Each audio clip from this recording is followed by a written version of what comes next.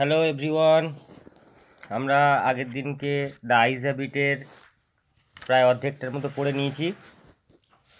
তো আইস হ্যাবিটের যে আগের যে অংশটা আমরা পড়ে নিয়েছিলাম তার থেকে একটুখানি রিমাইন্ড করে নেওয়া যাক। কি বলেছিলাম? আইস হ্যাবিট কথাটা দ্য আইস হ্যাবিট গল্পটা কে লিখেছেন? Ruskin bond.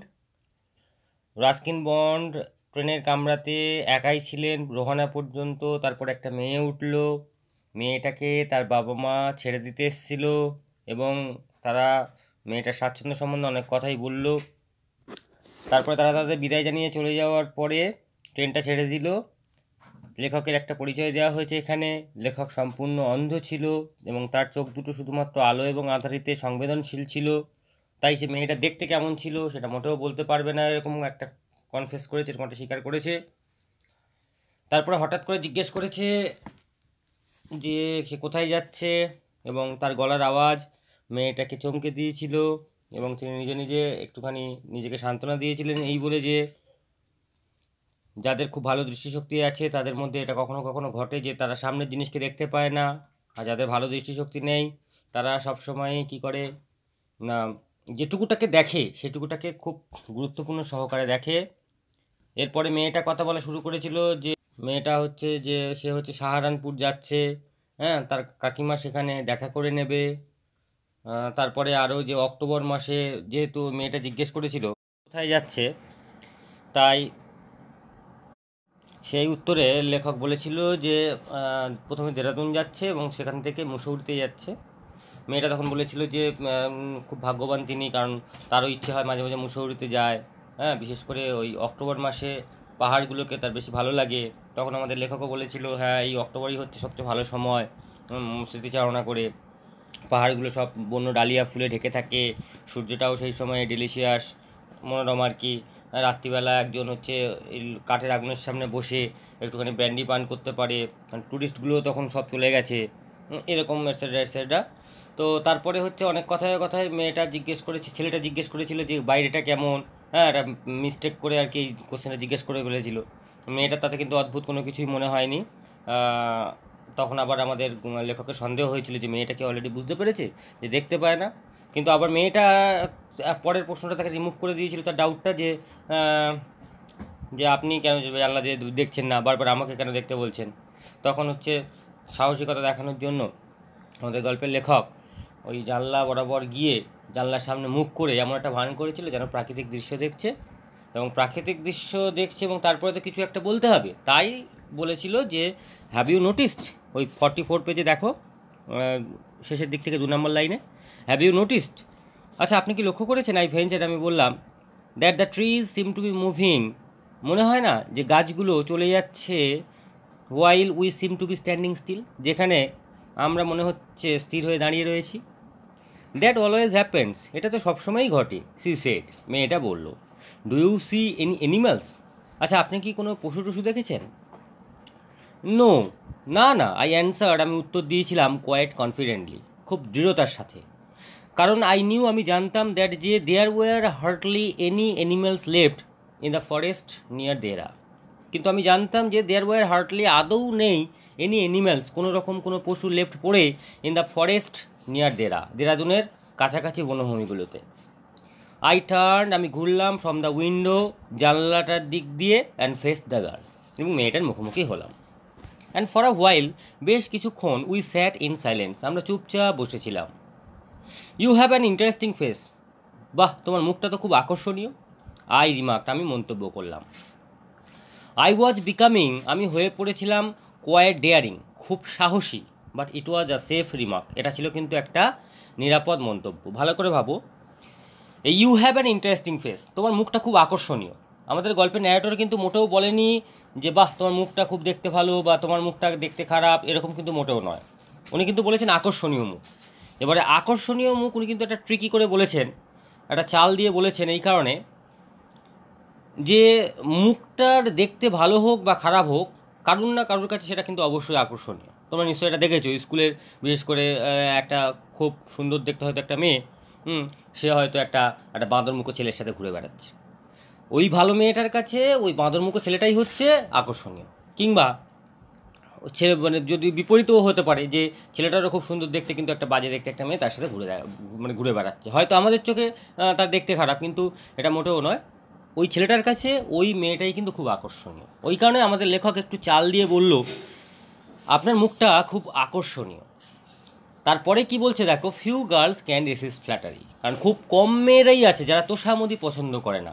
দ্যাট মিনস একটু তাকে একটু ভালো বলবে, তার একটু রূপ নিয়ে একটু চর্চা হবে, এটা প্রায় বেশিরভাগ মেয়েরাই পছন্দ করে। আমার কথা নয় যদিও, এটা হচ্ছে আমাদের গল্পের যে ন্যারেটরের কথা। শি লাভড প্লেজেন্টলি, মেয়েটা তো হেসে উঠলো বেশ মনোরমভাবে, আর ক্লিয়ার একটা পরিষ্কার রিঙ্গিং লাভ, একটা খিলখিলে হাসি।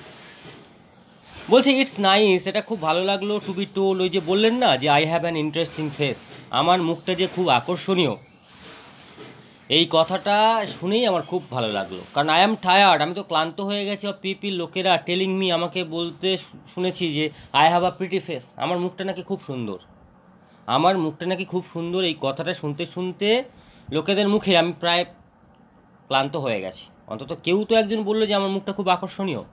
ভালো করে ভাবো, লেখকের কাছে তো এবারে স্পষ্ট হয়ে গেল, ও আচ্ছা, তাহলে তোমার মুখটা বেশ ভালো দেখতে।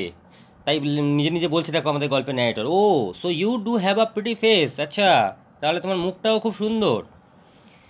থট আমি ভাবলাম, অ্যান্ড অ্যালাউড, এবং জোরে জোরে আই সেড, আমি বললাম, ওয়েল খুব ভালো কথা, অ্যান ইন্টারেস্টিং ফেস, একটা আকর্ষণীয় মুখ, ক্যান অলসো বি প্রিটি, অবশ্যই খুব সুন্দর হতে পারে। এবার মেয়েটাকে এত মানে ভালো ভালো কথা বলছে, হ্যাঁ, ছেলেটাকেও তো কিছু বলতে হবে। তখন মেয়েটা বলছে, you are a very gallant young man, আর আপনিও তো খুব সাহসী যুবক, সি সেইড, মেয়েটা বলল। But why are you so serious, কিন্তু আপনি এত গম্ভীর কেন?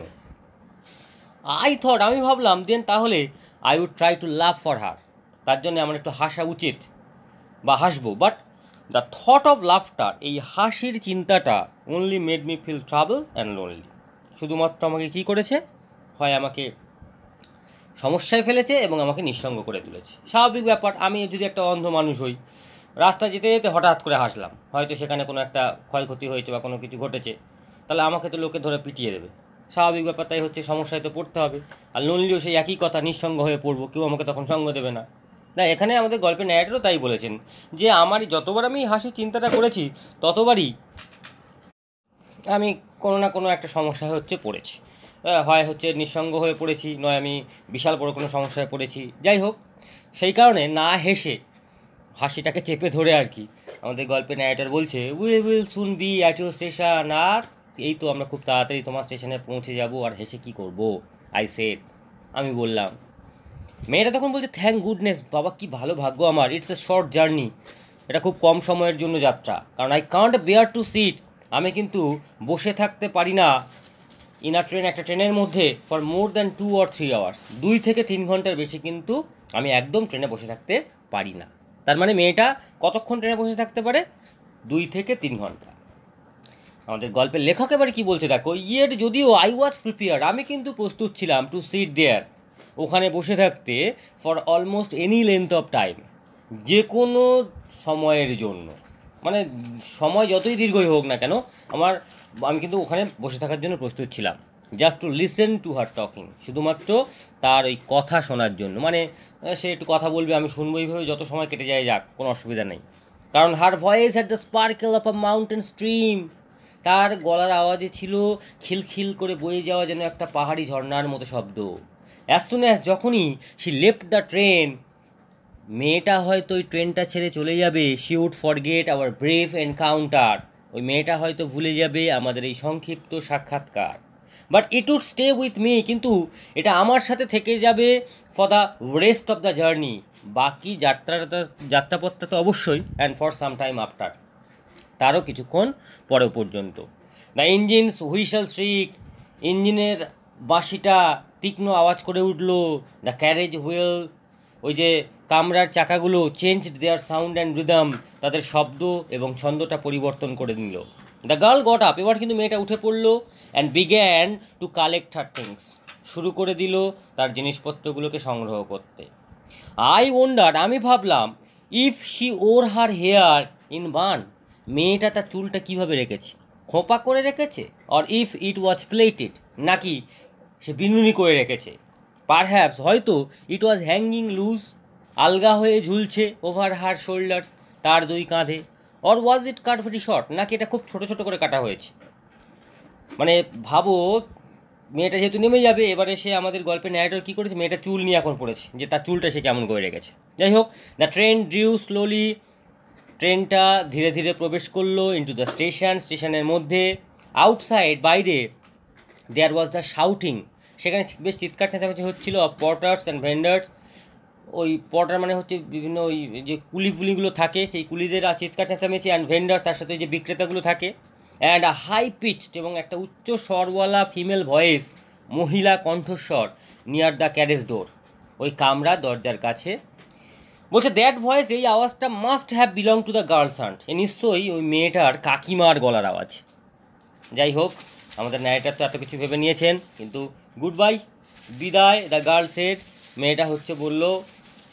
এখানে কিন্তু একটা খুব ভালো প্রশ্ন পড়ে যে মেয়েটা চলে যাওয়ার সময় কি বলেছিল ন্যারেটরকে। টাটাতে লেখা থাকবে, টাটা গুড বাই লেখা থাকবে, গুড বাই লেখা থাকবে, তোমাদের যেটা ভালো লাগে সেটা দেবে, কিংবা বইয়েরটা দিয়ে দেবে।